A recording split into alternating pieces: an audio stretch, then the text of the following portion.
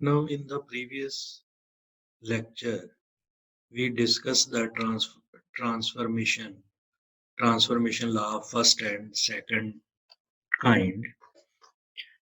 Now, in this case, from these transformation, our next part is deduce that curly square xm, curly x bar I, curly x bar j, this is Lij bar curly xm by curly x bar L minus curly xp curly x cube over curly x bar I curly x bar j mp cube. Right. Now this is we deduced from the transformations that we already done in the previous lecture. So this result is applicable to many other questions, many other articles. Now, from equation number 7. So first we go to the equation number 7. So this is the equation number 7. Here Lij bar curly xp curly x bar I curly x q curly x bar j curly x bar L curly x t tpq curly square xp curly x bar I curly x bar j curly x bar L curly x p. So this is a transformation equation of tensor transformation of second kind. Now from this equation number 7, we deduce that equations. Now from this. Now in this case, from equation number 7, right? So we want to find out this values, right? In equation number 7, we have the value of this quantity. Now equation we multiply by curly x m by curly x bar L on both sides to equation number 7. Why? Because in equation number 7 we have the value of this quantity. It means Christoffel symbol of second kind. We know the value of Christoffel symbol of second kind. But in this equation, our aim is to find this equation which contains this equation. To find this equation, this term, we multiply by curly xm by curly x bar L on both sides to equation number 7. Right? So when we multiply, we get this equations. Simple, it's simple multiplication.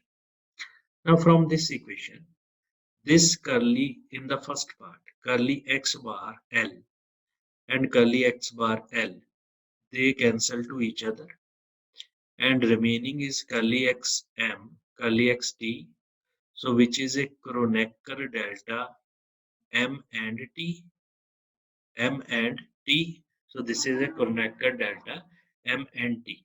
So this equation will be converted into this part, right? So it contains connector delta m and t. So it is our first step. Similarly, in this curly x bar L, curly x bar L, they cancel to each other, and remaining is curly x m over curly xp. So what is this? It is Kronecker delta m2p. This is mp Kronecker delta, right? Other part is same. So this is same as this, and this product converted into Kronecker delta. Again, this product is converted into Kronecker delta, and the remaining part is same. Now, in next step, when we multiply by this Kronecker delta, when these two indices will equal m and t, then it will be 1, otherwise 0. So this product will converted into m and pq. So t is replaced by m. Simply t is replaced by m. So this is mpq plus this when M is equal to P. So here we have P. So P is converted into M. So this will become curly square XM, curly X bar I, curly X bar J. Our aim is to find this value. So this value, we can find it when this will be shifted to left hand side. Then we get this equation, curly square xm, curly x bar I, curly x bar j, which is equal to Lij bar, curly xm, curly x bar L, minus curly xp, curly x bar I, curly xq, curly x bar j, and of second kind npq. So this is our result. Now, in the previous transformation, so there is some remark we already discussed that these equation will be tensor if this term will be 0.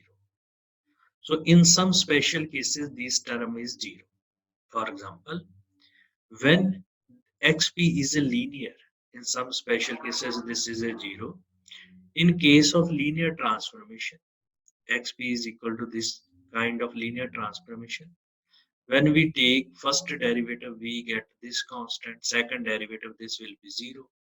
So in second derivative, this will be 0. If this will be 0, then in that case, this term is in 7, 0. So it will become a tensor. It is not tensor, but in linear transformation, it will become a tensor. Similarly, so equation number 7 become tensor. Similarly, equation number 6, this is equation number 5. So when that is linear, so this term will be 0. If this term will be 0, so it will again become a tensor. So 5 and 7, this is a tensor in case of linear term. Now, after that, we will discuss the covariant differentiation. So that is again very important topic. So covariant differentiation. So that we will discuss in the next lecture.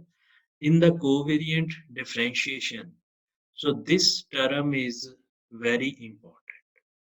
So this term, this equation will be used in covariant differentiation. In order to find the covariant differentiation, this term will be used, right?